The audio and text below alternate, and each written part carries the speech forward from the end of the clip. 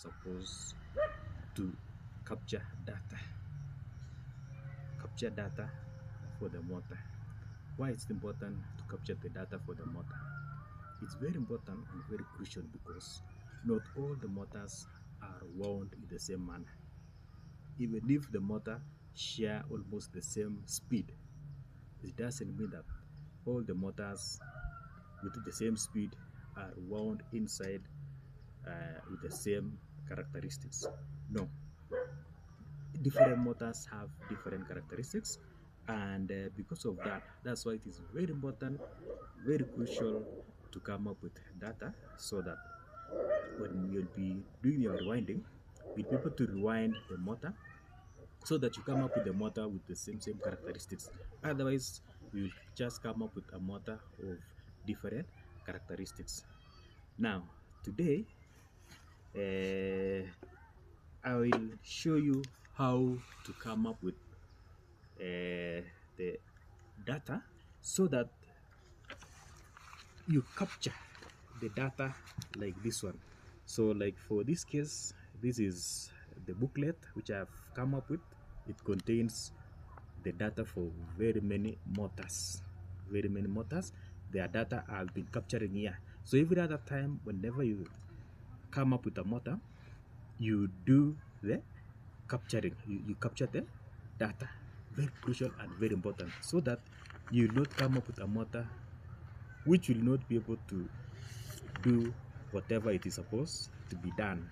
So like for instance, if a motor is a motor of 3 horsepower, you will not wind with the same data for a motor of 2 horsepower.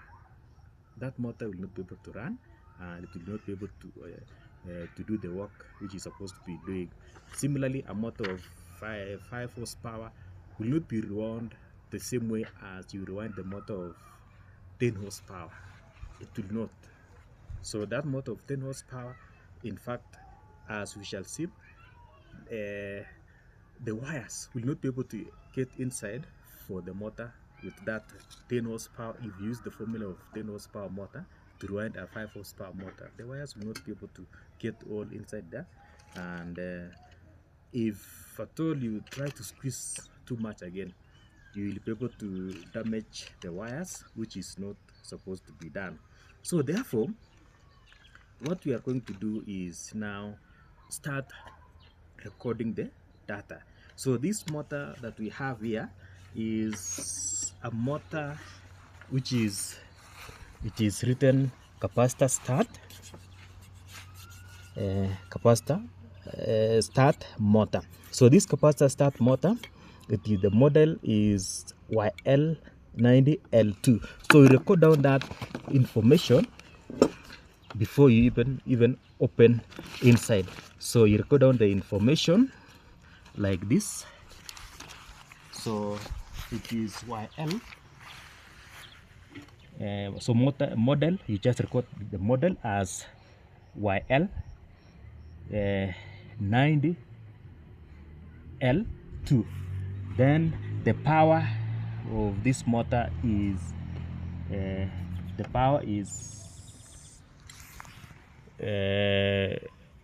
240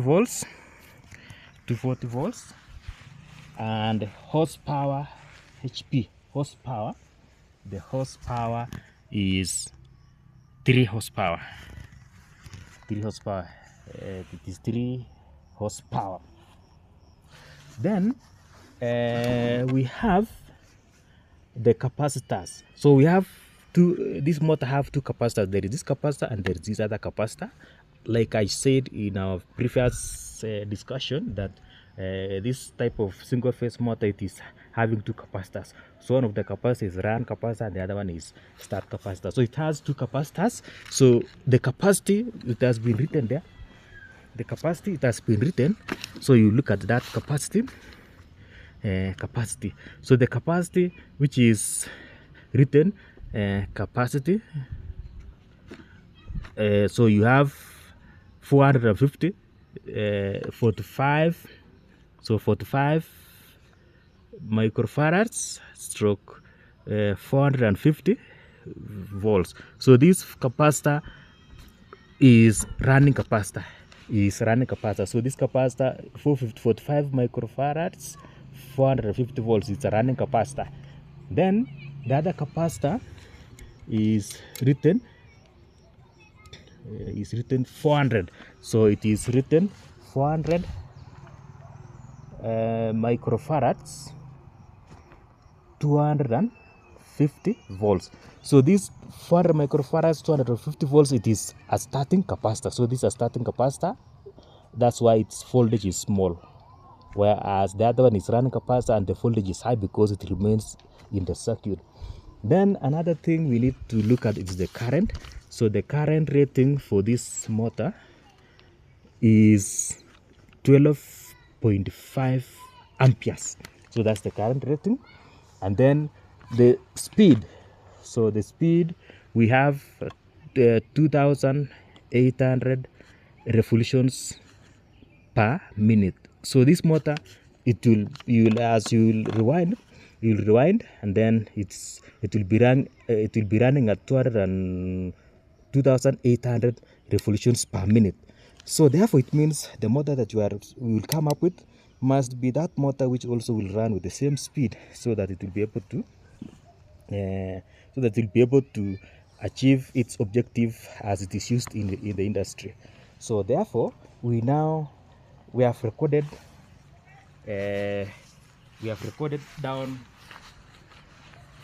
the specification of the nameplate. So whatever we are recording here is the nameplate. So these are the nameplate rating of the motor. So now we start dismantling, so that we record down inside now the information which is inside the motor. So therefore, so we unscrew.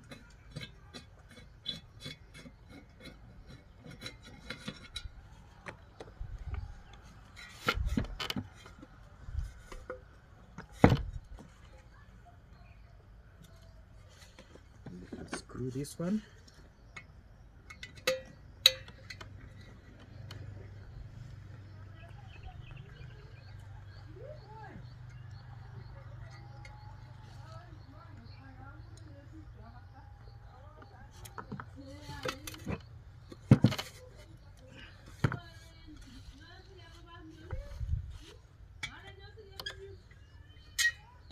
So we unscrew the cap.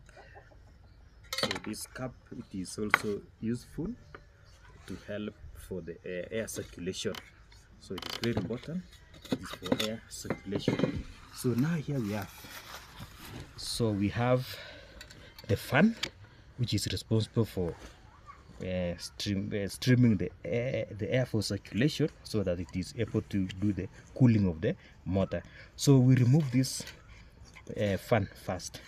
So we try to remove the fan.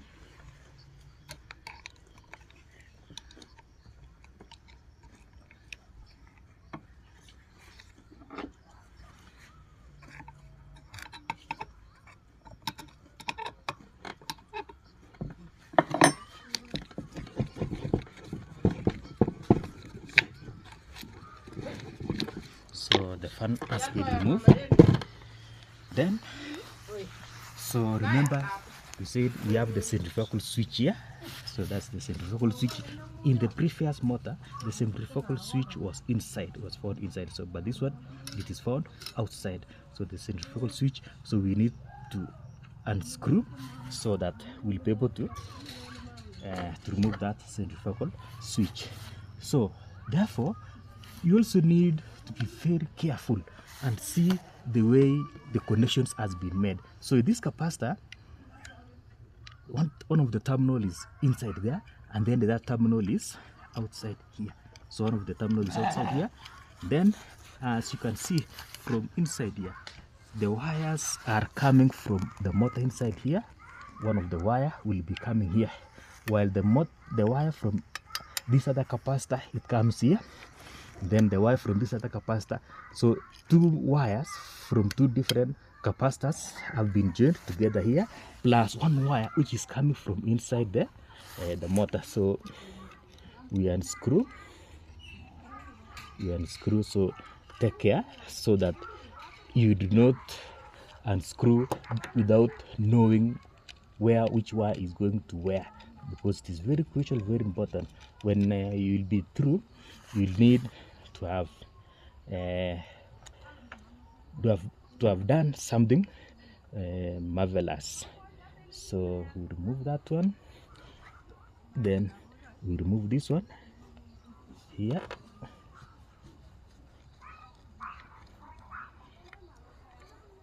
So we remove this one here.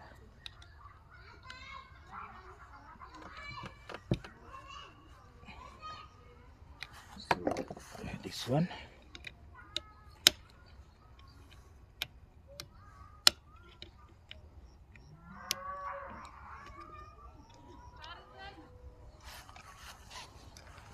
You unscrew this one.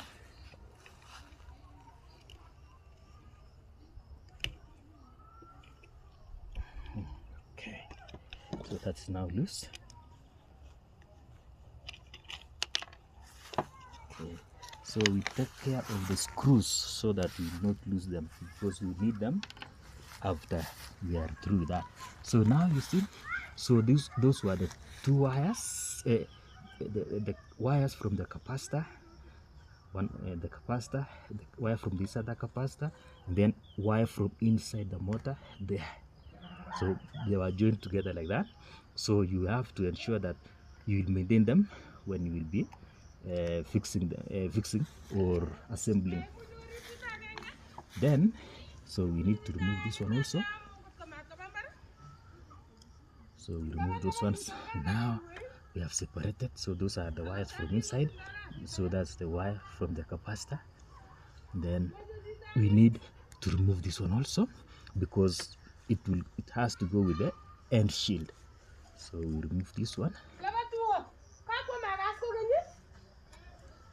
We remove this one also.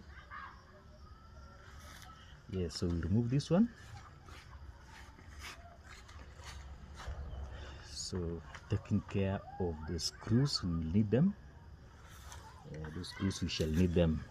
So another thing again, you need to be very careful. In some situations, you need to record down the distance from that from the centrifugal switch. What is that distance? So that after you have when you will be assembling, you will have to have the switch at the right position. If that switch is not in the right position, then the motor will not start, or the motor will run with a low speed, and the capacitor will burn out. So therefore you record that distance, centrifugal switch,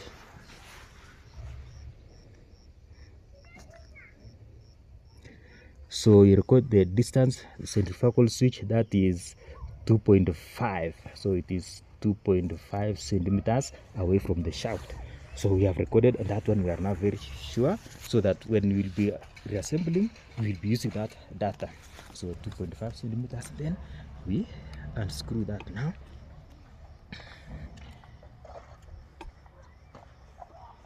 We unscrew it, and so after we unscrew it, we now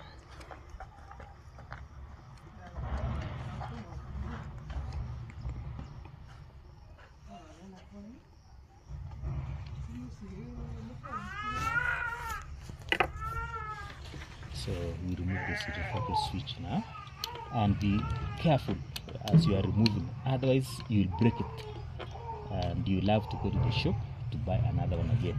So remove it very carefully. To try to look for some ways of removing it, so that you will not cause some damage.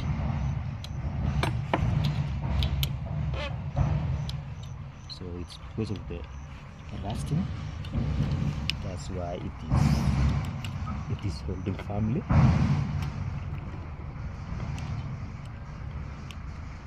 So we are not forcing it out, but we are trying as much as possible to remove, so that we will not have too much pressure when we are assembling.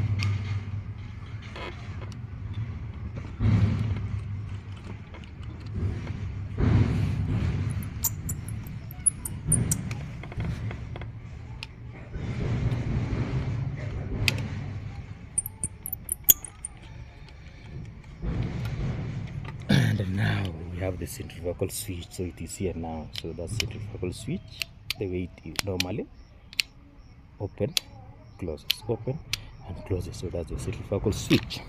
Okay, so we are now free to remove this one, the end shield. So we're free to remove the end shield because now everything is set. So we unscrew these ones.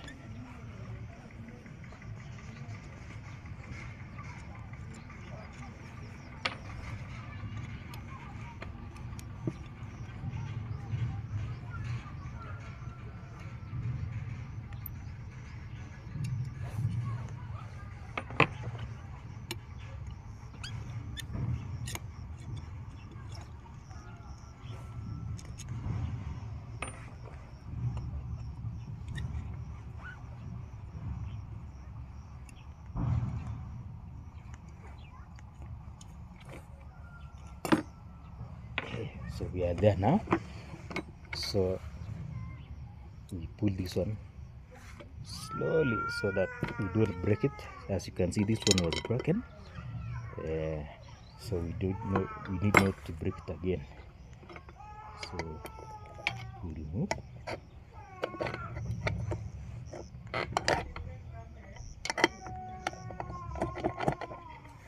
We remove that way. Then remember, I said we can just knock slowly by slowly, not too much knocking, otherwise we can easily break it again.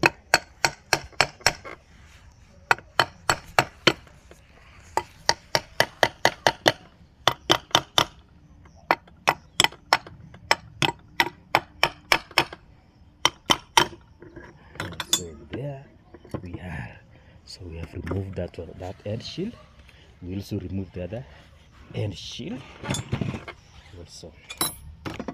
We remove this other end shield also.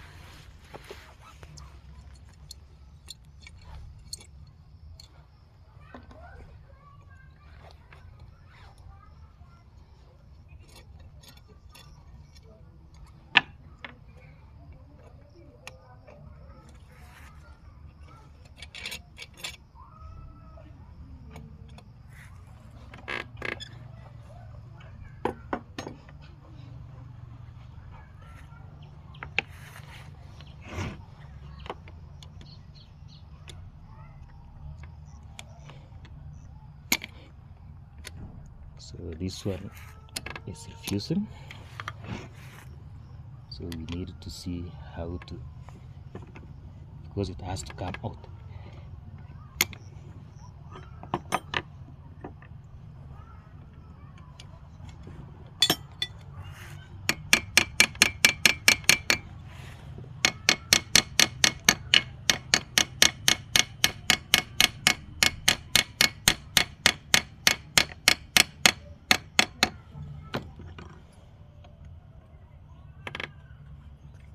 Still refusing, and now there it is.